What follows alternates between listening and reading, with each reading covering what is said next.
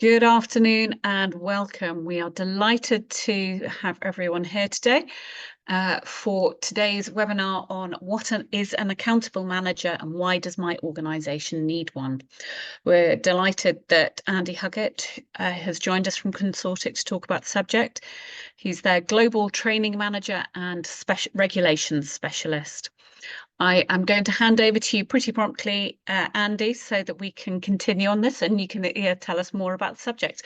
Please, lots of questions. That's why we're here at the end. Thank you. Excellent. Thanks, Elena. Yeah, good afternoon, everybody. Thank you for joining. The presentation itself, what is an accountable manager? It's a bit anomalous. I know most of you out there are already operators, therefore already have an accountable manager nominated and in post. It's timely that we have a look at what the accountable manager is for and bring it up to speed, bring it back to people's minds in line with some changes that are coming up. So we do have a presentation to run through. What is an accountable manager and what has it got to do with me? First of all, let's get this up and start. This webinar, why are we putting it together? First things first, it's a refresher for you guys. I'm not going to teach you anything that should be a surprise. It should be knowledge that we as an industry already have and understand. It's just, as I say, with some changes that are coming up, very timely that we look at it.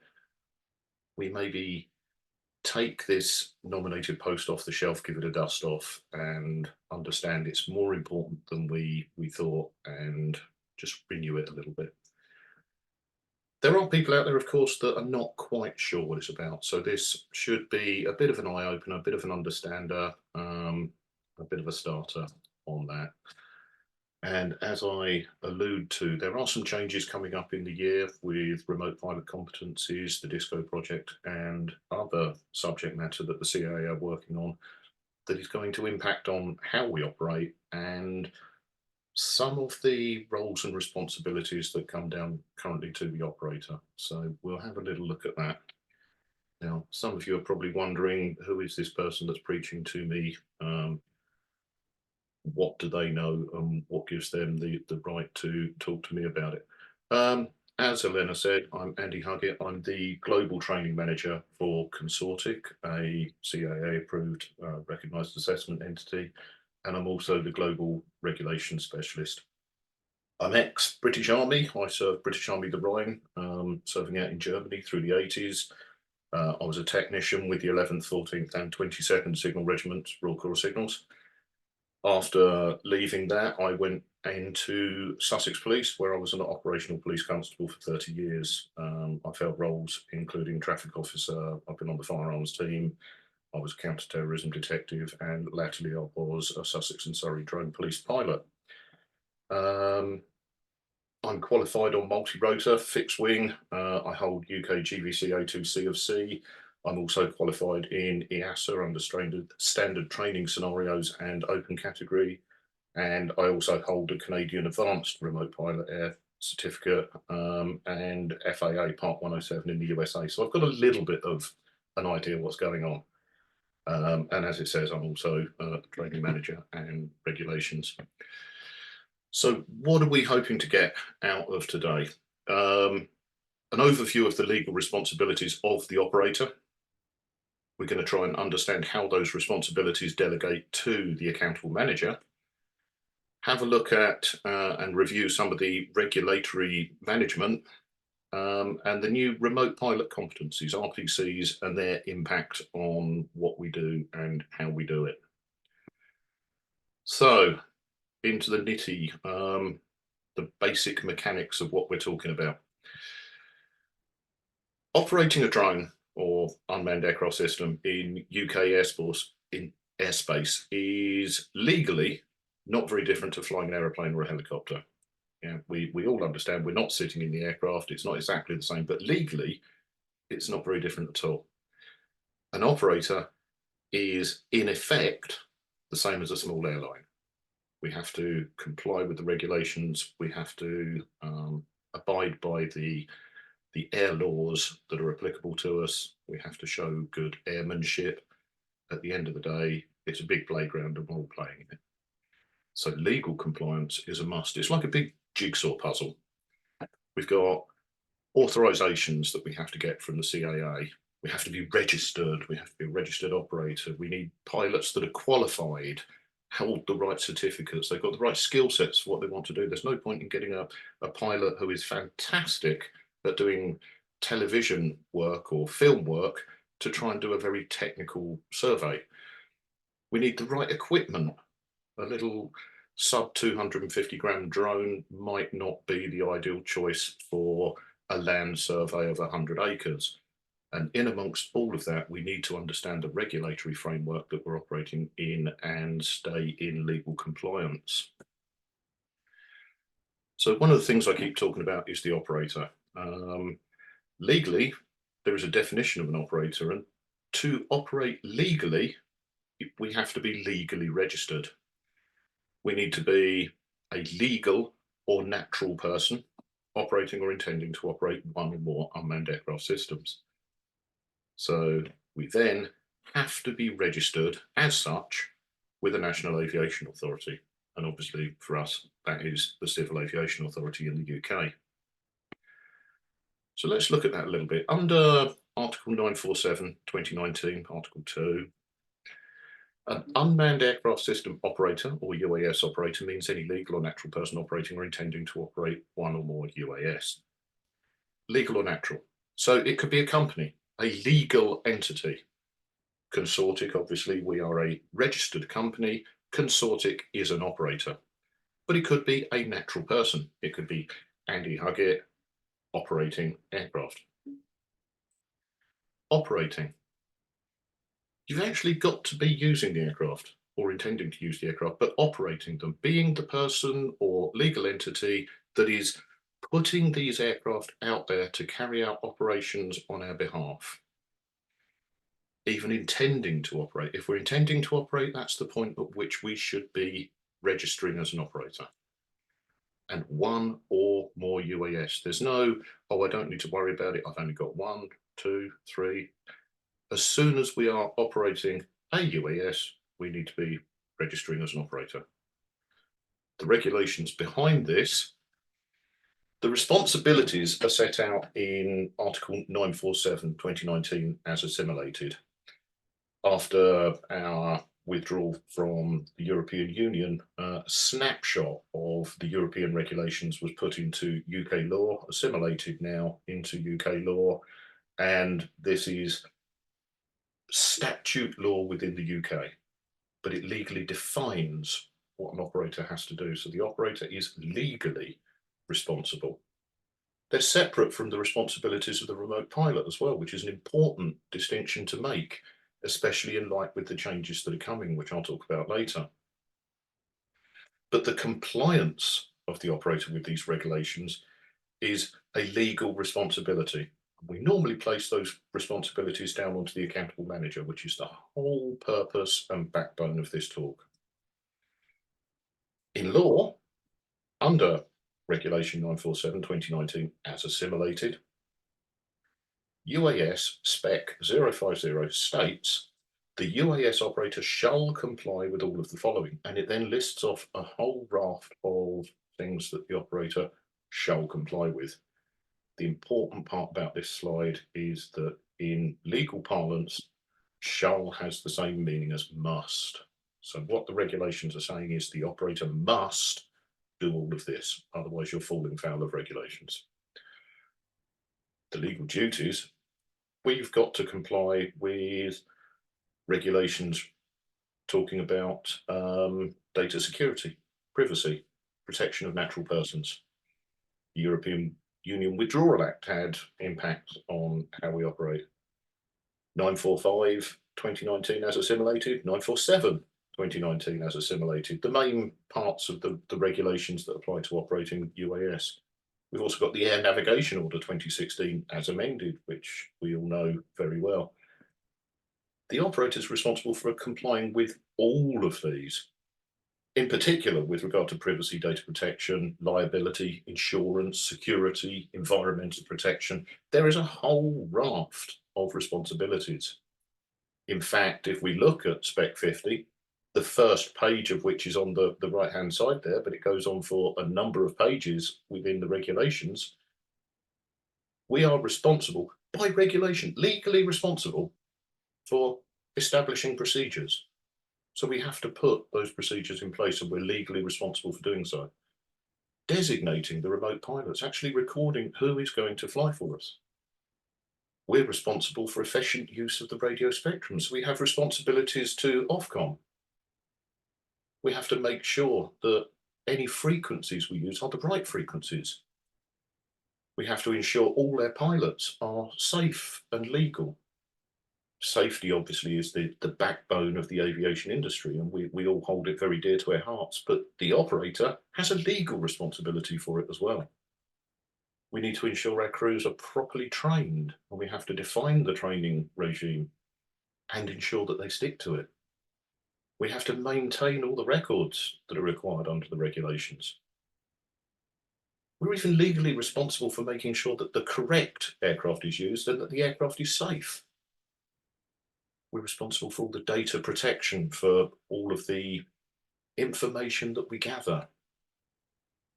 But we're also responsible for maintaining all of our records of all of our flights for potential audit by the CIA or the police. Right down to even the batteries that we use. We have to consider the safe handling of these. These are high energy devices. We have to consider the risk assessment process at all time. And it's not just for us. It's not just our safety. It's any persons that may come into contact with it. So our staff and personnel, of course, but any person discovering that aircraft after there's been an accident. What are we doing? Are we putting signage on the aircraft to say contains high voltage, high energy devices? What are we doing about it? It's a responsibility of us to ensure we're doing the right things. We also need to set our competencies and currencies for our pilots. Now, the operator should identify an appropriate amount of recent flying experience. Now, the CAA talk about 2 hours in 90 days. However, if your pilots are expected to do very complex and technical flying, you may decide that to be current to do that, they need a much higher degree of currency. It's down to the operator to define that. And that is literally a section of the regulations, as it says at the bottom, 947 UAS Spec 50, Section 1, subsection D, parts 1, 2, and 3 are all to do with currency. It's that important.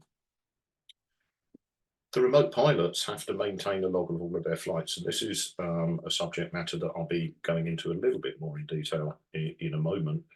But as well as the remote pilots having a responsibility to maintain their logs, the operator has a responsibility to ensure it's done.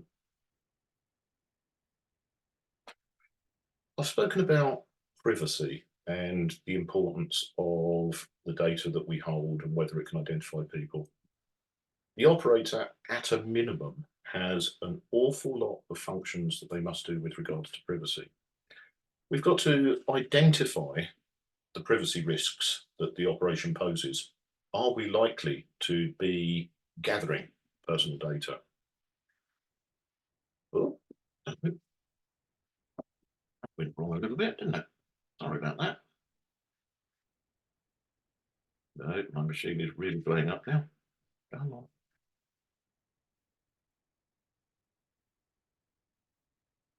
I think my keyboard is excuse me one moment, I'm going to stop the share and sort this out.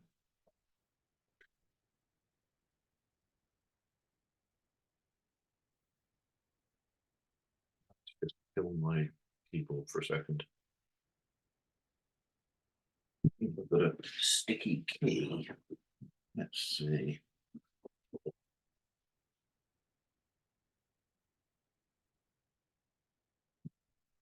Slide. I do apologise for this, everybody. Somewhat embarrassing. knowing full well. Don't worry, Andy. It happens to all of us at some point. Don't worry about it at all.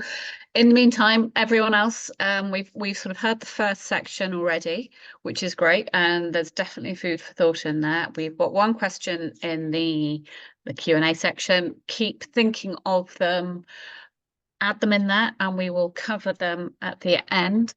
And looking forward to it. Sometimes this is the sort of the most interesting part of sessions, where you are showing how much you've absorbed from the presentation and using that.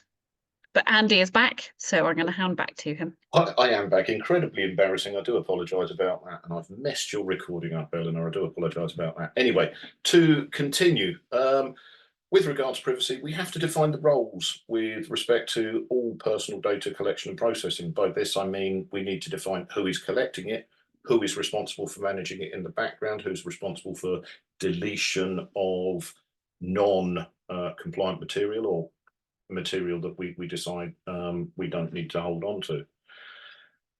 We need to do a DPIA, a data protection impact assessment, if it's required. Now, if you're operating in the middle of absolutely nowhere, the likelihood of personal data being captured, negligible, probably not required. But it's the operator that needs to define if it's required or not. We then need to look at what measures we're going to take to ensure the data subjects are aware of any data that's being collected. I mean, if we're looking at a sports venue, we could have thousands and thousands of people present. Are we identifying these people? Are we impacting on their privacy? How are we going to make sure that they're aware that their data might be collected? These are big issues to think about. We need to describe the procedures established to store the data. Is it secure? How are we getting rid of it? Are we keeping it for the minimum time possible? How do the people affected have access to it? We need to look at, once they want access to it, how can we ensure that they get it, correct anything that's wrong, and delete anything that is no longer required? These are all parts of the protection of natural persons that we need as operators to have in place.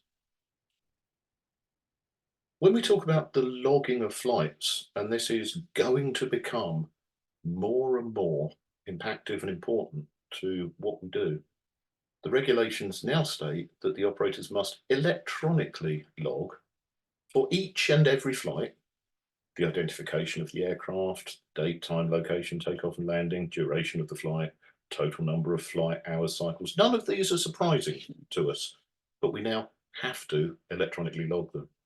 The name of the pilot responsible for the flight, the activity that was performed, any significant incidents or accidents that occurred, the pre-flight inspection, the site assessments, the radio frequency surveys that are carried out, defects, rectifications, repairs, changes, configuration, and not quite so important to most of us, any information required to conform to Spec 100, which is to do with LUCs, which none of us have got, so I won't dwell on that one. So I've said a few times, it's going to be impacted by some of the changes that are coming up. It is an intention of the CAA to expand the capabilities of unmanned aircraft within the UK. It is a huge industry. It's multiple £billion worth of potential business, and it's something that is very dear to my heart. In fact, the CAA reference it as, if we think of the UAS industry in the UK as a pie, we are currently only able to access a very small slice. The remote pilot competencies are designed to open up operations that are beyond visual line of sight and to enable unmanned aircraft to better integrate with manned aviation. And this will make a huge difference to the industry. We need to play our part as we push forward with the remote pilot competencies in order to grow our industry and make it the success that I know it can be. So what do remote pilot competencies mean to us? Some people out here may already have good knowledge of it. Some people may have not even heard of it. So let's just have the very light touch, top level view of it. It's widening the reach, as I say. It's designed to open up beyond visual line of sight operations, which a number of industries are clamoring for. But it's professionalizing the industry. And again, as a training manager and a regulation specialist, something I'm incredibly passionate about is how professional we are. The aviation industry as a whole is a very professional industry, and it's the playground we want to play with. We need to prove that we are as professional. So how are we going to do it? We're going to concentrate on remote pilot training, and the CAA are currently working on the new remote pilot competencies, the competencies that are going to be required by the pilots to achieve these new desired targets. They're going to make BV loss more usable, beyond visual line of sight. And I'm not only talking about huge ranges. We're not only talking about large aircraft flying 40, 50, 60 miles, or many hundreds of miles in some cases. This can affect right down to the smaller operator operating in central London, but doing surveys of buildings, being able to fly around the back of a building that would be inaccessible currently. This is all beyond visual line of sight flying that this is going to open up. So under the current rules, with the general visual line of sight certificate being the minimum qualification to operate in the specific category, pilots undertake the training that gives them basic safety remote pilot skills. It covers the operator responsibilities, creating an ops manual, understanding a bit about logging, things like that, talks about their basic duties, gives them some insight into risk assessing, all those sorts of things. And then a wide permission, operations as authorised by the CAA. What this means is, in the minds of the CAA, we all have a basic skill set. A basic skill set that enables us to do basic operations. If we want to do more, we have to do a full risk assessment, write the enhanced full operating safety case, volumes 1, 2, and 3, defining our full bespoke risk assessment and getting it understood and accepted. Very little of that is impacted by the pilot competence. And when we look at the concept of operations of the new regulations, where everything is risk-based, operation-centric, performance-based, we're talking about performance-based. That's performance of the pilots as well as the aircraft. So better trained pilots impacts heavily on the performance-based section of our concept of operations and should enable us to do more. So we start looking at the new remote pilot competencies that are coming out, where a level 1 pilot will get basic remote pilot skills and a degree of flight training. And this will enable them to do visual line of sight operations up to 400 foot. So pretty much the same as the GVC.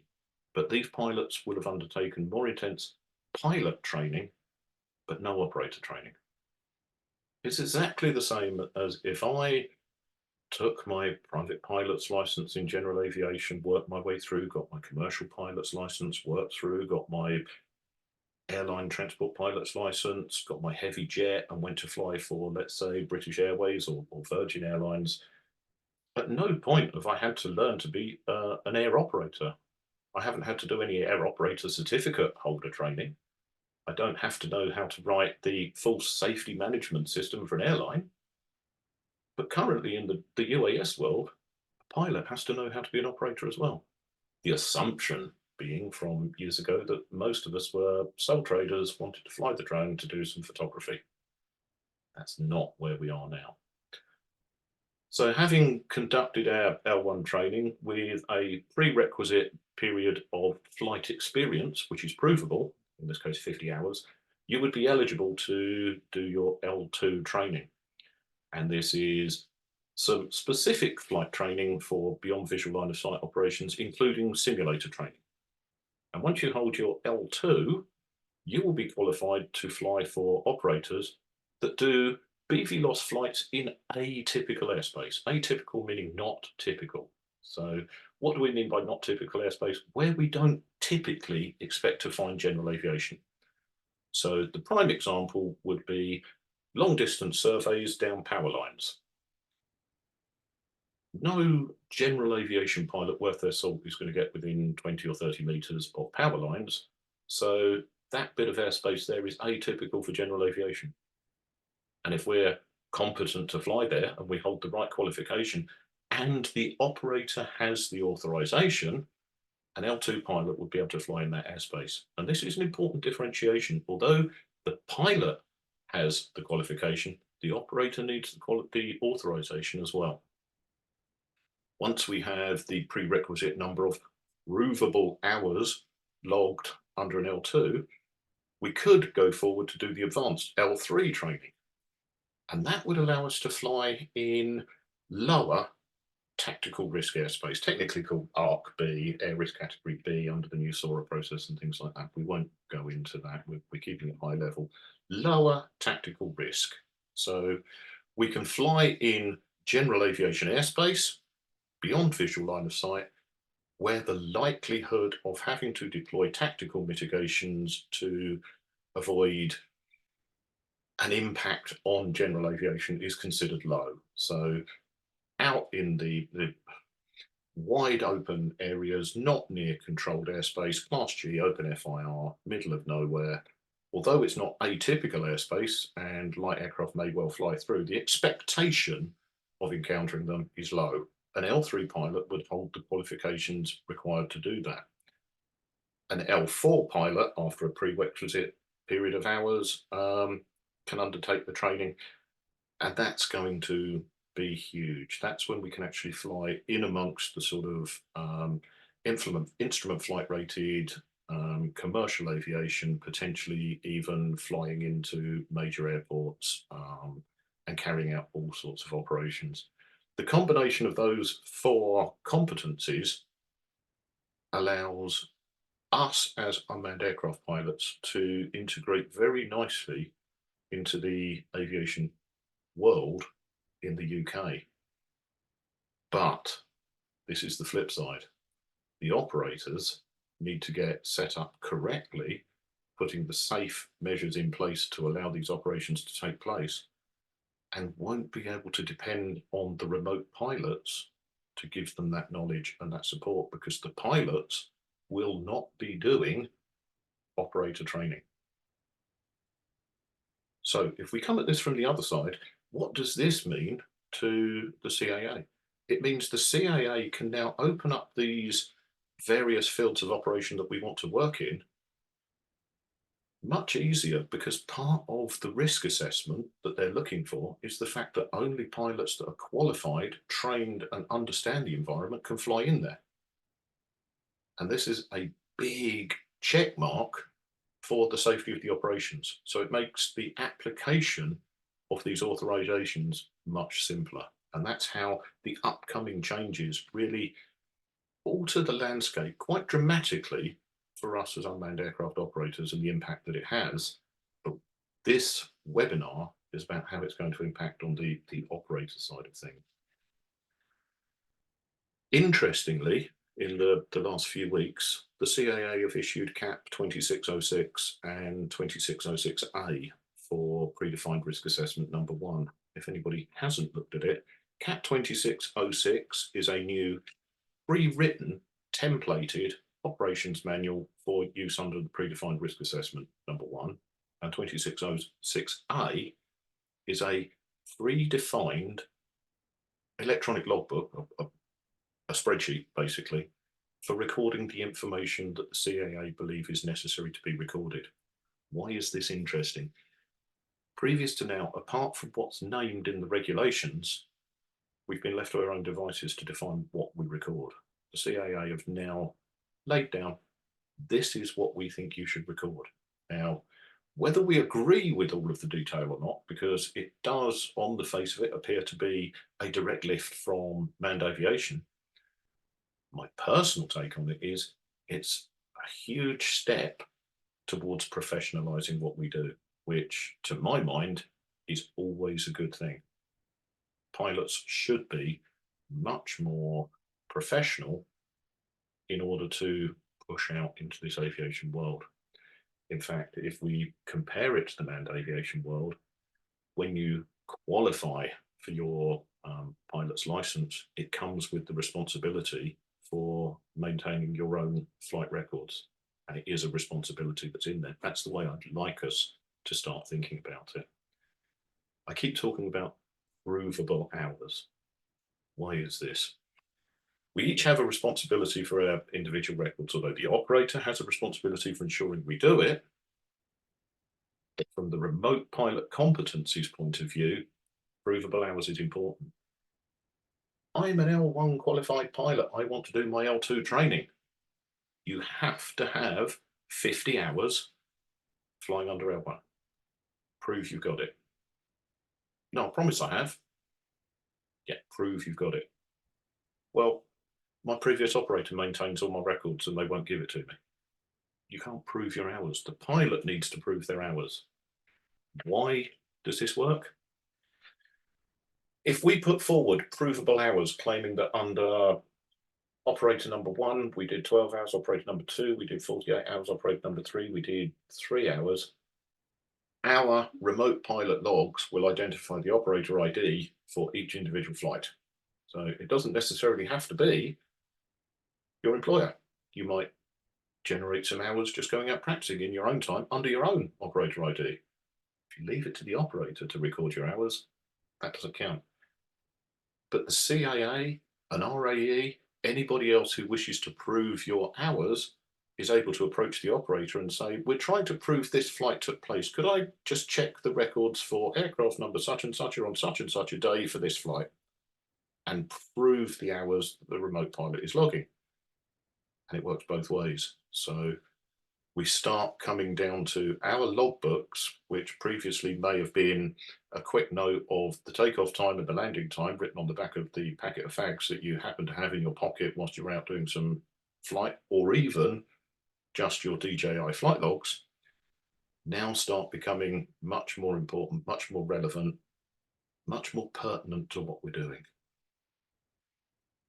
Sounds complicated, doesn't it? There are an awful lot of balls for us to juggle, especially as the operator. In a large organisation, there may be a number of people that are capable of taking different roles and responsibilities. In a small organisation, a sole trader, a one-man band, all of these different hats are going to be worn by one person. And the responsibility depends on which hat you're wearing at that time.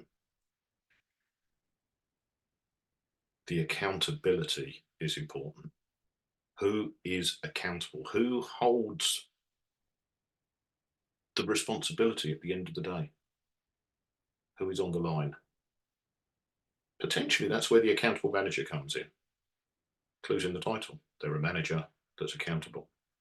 So what is an accountable manager? If we think back to the title of this webinar, what is an accountable manager? It's a term that's used to describe, and this is big speak, but it's the person designated to be responsible to the regulatory authority. So in the organisation, who is putting their name on the line as, if it goes wrong, I hold responsibility. That is who the accountable manager describes. But importantly, it's expected that there's somebody who has corporate authority for making sure that the activities are properly carried out, financed properly. There's no point in an operator saying the accountable manager is somebody so far down the line that they can't influence the safety of the operations or finance them properly and are trying to get by on a shoestring. That doesn't count. That's not an excuse. It's got to be somebody that can do it properly. So the accountable manager is not necessarily the operator. In a large organisation, it's a named person. They're not synonymous words. Think about the definition. The individual designated as the person responsible to a regulatory authority. So the individual designated. So the person named in the ops manual. As the person responsible. They hold that responsibility. They are accountable to a regulatory authority, in this case, the Civil Aviation Authority. So the accountable manager is accountable for the responsibilities of the operator. The accountable manager is in a bit of a tricky situation, really. They're rock in a hard place. Meet Mr. Rock, the operator. He wants the job done. He wants the job done as cheaply as possible. Or maybe she wants the job done as quickly as possible or efficiently as possible. So the accountable manager's got to ensure that all that is happening. But the CAA is the other side of the hard place, saying it's all got to be done safely. It's all got to be done in compliance with regulations. It's all got to be accounted for. It's all got to be logged properly. So it's quite a tight spot to sit in, because if it goes wrong, that's the person who is on the line. So a typical setup may look something like this. You may not have chief pilots, safety pilots, maintenance managers, training managers. It may all be one person, but a typical setup may look something like this. And in amongst all of this, according to the regulations, the operator is the entity. The accountable manager is the person who's responsible. In UK law, we have, or in British English law, we have a thing called vicarious liability. It's a way of apportioning the blame for what's gone wrong. And vicarious liability can split responsibility. And what it does mean is, okay, the pilot was responsible for the safe flight. The accountable manager holds a liability for the operation as a whole, but other people within the organisation may have vicarious liability for other bits. And it's how to split this down. So whether you're using an in-house team, people that you employ, people that work for you specifically to be remote pilots or have it as part of their duties, or even if you contract in services and bring in an operator to do some work for you, the operator has the accountable manager responsible to the CAA. But if they're carrying out work for you, you may have a vicarious liability for their actions as well. And this is an important thought. As an accountable manager, as an operator, we need to assure people we're working for that we are providing a safe service that isn't exposing them to this risk. Because if the operation is conducted wrong, another person, the operator or contracting company or some other party, may be liable under tort law, which has a different name in Scotland, which escapes me at the moment. But basically, tort law is a branch of the law aimed at third parties not being out of pocket. You shouldn't be disadvantaged by the wrongdoings of another. If we put that into its most basic form, it would be the tort law that would be sorted out by insurance companies. But if we then look at the vicarious liability, that may be splitting up how the remuneration is to be paid. It's not only about remuneration and compensation. There can be a punitive damages awarded under tort law as well. So the court may decide if you've been completely and utterly reckless or negligent, then there may be a punishment in law as well under tort law. So in summary, I'm aware I've been talking for about 40 minutes now, so you're probably bored of my voice. Operation of an unmanned aircraft system has numerous responsibilities in the law. The accountable manager is that person who is responsible in the eyes of the regulatory authorities for those responsibilities to be correctly carried out. Companies and even sole traders need to understand the regulations and comply with them. There's no, well, I'm only a small one-man band, I don't need all of this in the background. And going forward, us as operators are not going to be able to use the knowledge of their pilots to cover off responsibilities, because moving forward, they won't have the training as operators to cover that off for us. So, what are your questions? I think you all get a copy of this slide deck, so my contact details are on there, so do please feel free to get in contact if you want. But apart from that, let's move into Q&A if people have got any questions.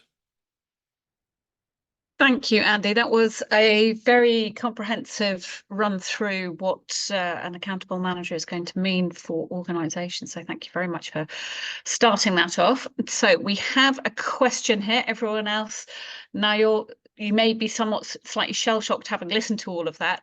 Take it in for a few moments. Think about what questions you'd like to ask, because this is the ideal opportunity to do so. But we have a couple to start with, so let's start with those. Is the accountable manager accountable and responsible for the actions of their remote pilots? If a remote pilot messes up, will the accountable manager be held to task? It's a really interesting one. It is a really interesting one, and technically they could be. However, there are exceptions in the law to those responsibilities. Folly and diversion, they fall under when we talk about the law, and it's, has the person diverted from what the operator expected them to do? So I expected you to go and fly over this cell tower here, but for whatever reason, you've flown over there to look in that person's back garden. They're diverting from what they're expected to do. The responsibilities for those actions doesn't fall onto the accountable manager because they're not doing what was expected. And folly falls under, they're not following what is expected to happen. They haven't done the checklist. They've been foolish. They're messing about. They're seeing if they can do the cell tower in under 2 minutes, and more playing a role that isn't expected rather than a safe and competent pilot. If they're doing that, the accountable manager would have a get out of jail free card. I'm not responsible for people folly and diversion. However, if they're following the rules that I've set, conducting what I do and what I say they should do, yes, you hold the accountability. Sure. That leads us on nicely to the next question, actually, is what repercussions could be imposed on an accountable manager if the operator is found to be at fault in an incident? I'm assuming I'm guessing, and it's a really good time to explore this. Are there set fines? Are there set things that can be imposed on an accountable manager? Yes, there are, and this is a very good point. We're not necessarily only talking about breaches of aviation regulations. The accountable manager would also be responsible for any breaches of legal duty. So what repercussions may there be? The accountable manager may find that they're holding responsibility for compensation to an injured person. They may be responsible for corporate manslaughter for a person that's been killed through the actions of a drone pilot. The ends of the scale are quite diverse. It may be as minor as a slap on the wrist from the CAA and a suspension of operations for 2 weeks, right the way through to, in the worst case scenario, prison. Okay. Definitely food for thought, and definitely important to understand what you're taking on and what an organization expects of you. Those are really good questions, and I think definitely there should be organizations looking to explore this further so that they can understand their roles and responsibilities and what a company's responsibilities are to its accountable manager in terms of ensuring that they get the training, etc., that they need and the understanding that they need for this. Absolutely. I think it's Andy, from an ARPAS point of view, from ARPAS-UK point of view, we're delighted to see your professionalism and your passion, obviously, for the topic coming through. Obviously, with your background from the police as well, there's the angle that you understand very much more about some of the liabilities that they could be facing. What's your impact? What's your personal feeling, rather, on how this is going to impact the industry as a whole?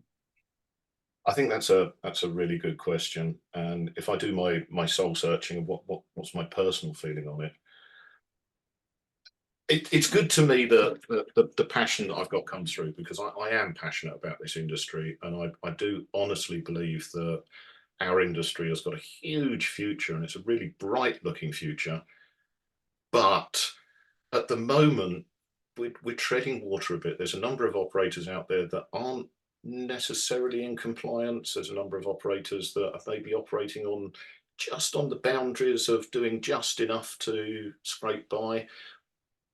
We need to professionalize, and we need to ensure that we are seen as serious players in the aviation field. And I think all of this is pushing us forward in that direction of being true professionals and true strong advocates for the safety of unmanned aircraft within the aviation industry as a whole. So personal feeling, it's great. Let's push forward with it. Let's make us all really, really professional. And in the eyes of the other players, good people. I have just come away from a training course where my partner who was instructing is an airline pilot. And the passion between the two of us for how unmanned aircraft can fit into the industry is huge. So the feeling is changing within the industry that unmanned aircraft really do have a part to play. This is us proving it. That's my feeling. I couldn't agree more. I think it's I think there's an awful lot happening in terms of the professionalism. I think there are the expectations coming through from the CAA are such that they expect us to be professional, and that's as it should be. Absolutely. We've gone from the early days of sort of January 2013, when there were under 100 commercially operating companies, to several thousand out there nowadays. So it is definitely time to up the game, prove your professionalism, and take that forward. It's only in those terms that we can be taken seriously, not only by the aviation industry, but the other industries in which we all work as well. Absolutely fantastic webinar. Thank you very much indeed.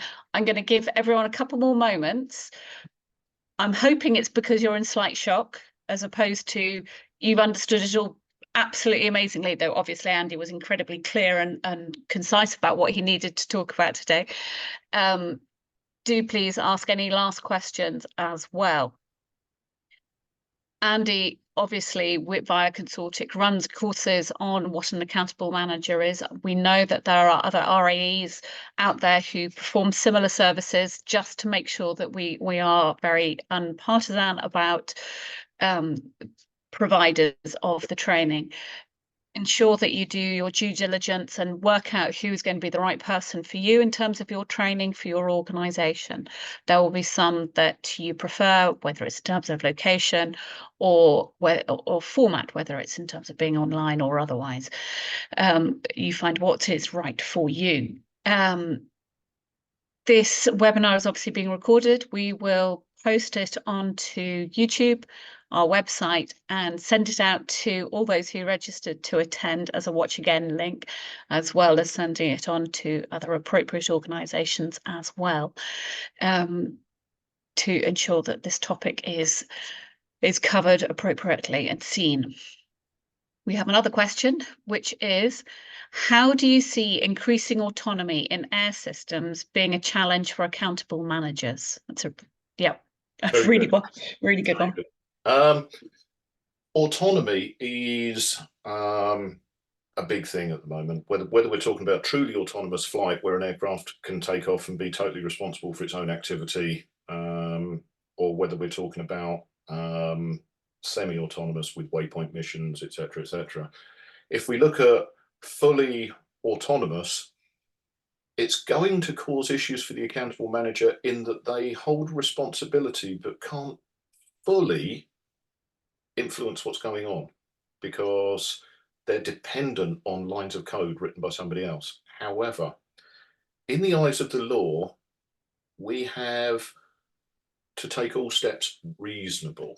We have to show that we've done, and you used a beautiful word, reasonable diligence. And it's that, have I taken all steps reasonable to show that my actions were safe? And it takes us back to Articles 240, 241, reckless, negligent.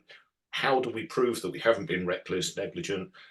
We bring all their records, we show what we checked, we show all our due diligence, we do all the checks possible. If we're using a fully autonomous aircraft, what research has been done into it? What tests have been performed with it? Have we maintained it correctly? And if we're doing all of that, the accountable manager shouldn't feel any more exposed than if he's using a trusted pilot to fly it manually. Thank you. That was answered very succinctly and yeah, professionally. Thank you.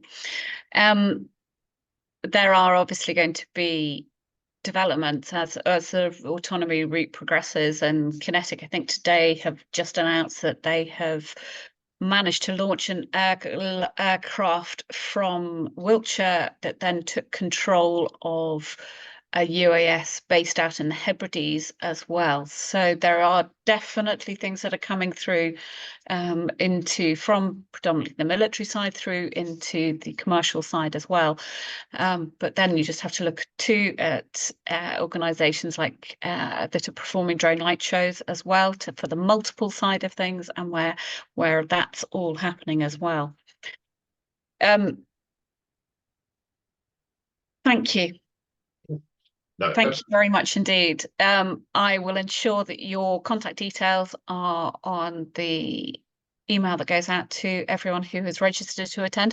Thank you very much to everyone for attending. If you have any other questions afterwards, please do feel free to either contact Andy directly, because I'll make sure you get his details, or via me. I'm more than happy to either pass things on or answer them as appropriate.